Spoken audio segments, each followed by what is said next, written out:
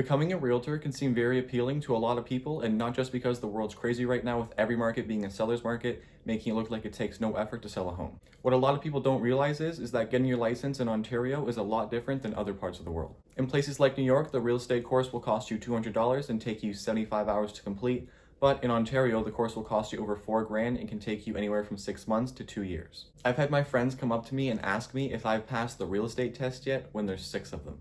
So, if you live in Ontario, here are 5 things you need to know before you apply to Humber and start your first course. My name is Mason, and if anything in this video helps you out, please help me out by leaving a like or subscribing, but let's get into it. The biggest thing you need to realize before you pay that $75 application fee is the fact that this program is entirely self-taught. This means it's entirely on you as a student to decide when you're going to get up and open your laptop and go through the paragraphs and slides and decide when you're comfortable enough to schedule your own exams. Since this program is do at your own pace, it does require a lot of self-discipline, but I think that's really good because it's kind of preparing you for when you actually become a realtor and still have no one there telling you when to do things or get things done. So one thing you pretty much have to do is create a routine for how often you need to study. You could do something like 2 hours a day every single day or 4 hours a day 5 times a week, but it's mainly about finding a pace that works for you and staying consistent. This should go without saying, but you really do need to study your ass off for these exams. I've heard a lot of people say, oh, the exams are multiple choice, how hard could they be? And honestly, that's what I used to think until I got to my first exam and saw all the tricky wording and double negatives that Humber loves using. I would say almost every exam question uses either a double negative or they make all the answers seem correct, so that way you're sitting there stuck trying to figure out what answer is the most correct. The process of elimination is one of the best tools to use on your exam, but it does require a lot of knowledge, which of course comes from studying. And also, don't freak out about having to take notes after every single slide. I almost never take notes because thankfully there's a few study guides out there. These study guides of course cost money, but they're not too expensive and I'd pay almost anything to save me from taking notes. If you want to know more about the study guide that I've used to help me pass all my exams, I'll leave a link in the description to a video I made a while ago where I break down the guide in full and the best way to use it.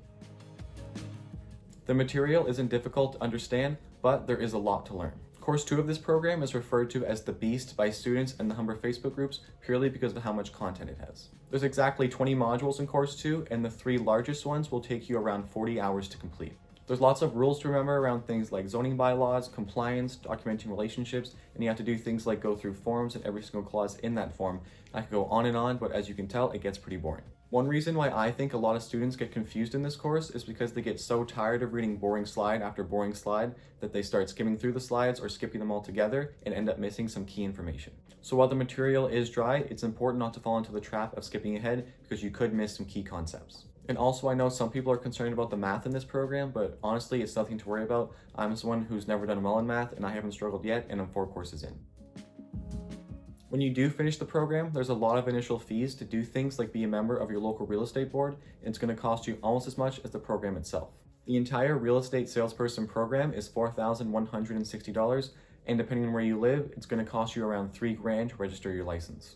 Where I am in Sudbury, it's around $120 a month to be a member of the local real estate board, but there's a $1,500 one-time initiation fee.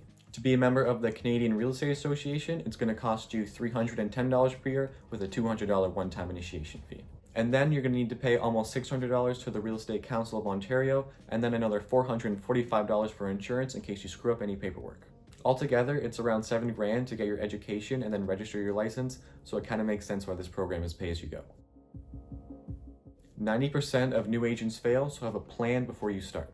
If you're someone who's getting their license just because you see how easy it is to sell a home right now, you're most likely going to be a part of the 90%. You have no idea what the market could be like by the time you finish all your exams and register your license, so it's best to have a plan so you can adjust. My plan is pretty simple, and it's just to document my experience in real estate and use it as a way to help people understand it better. For example, if it's still a crazy seller's market by the time I get my license, I could document my experience in a bidding war and talk about the strategies that I used and what I wish I did differently. And if the market ends up doing a 180, I could do a video documenting my experience with a seller client, showing how I generated multiple offers for their property in a buyer's market. It's what I've been trying to do with the real estate program, and it's already resulted in some amazing opportunities. So that was, in my opinion, 5 things you need to know before getting your Ontario real estate license. If you found this video helpful, please let me know. But other than that, thanks for watching, and I'll see you in my next video.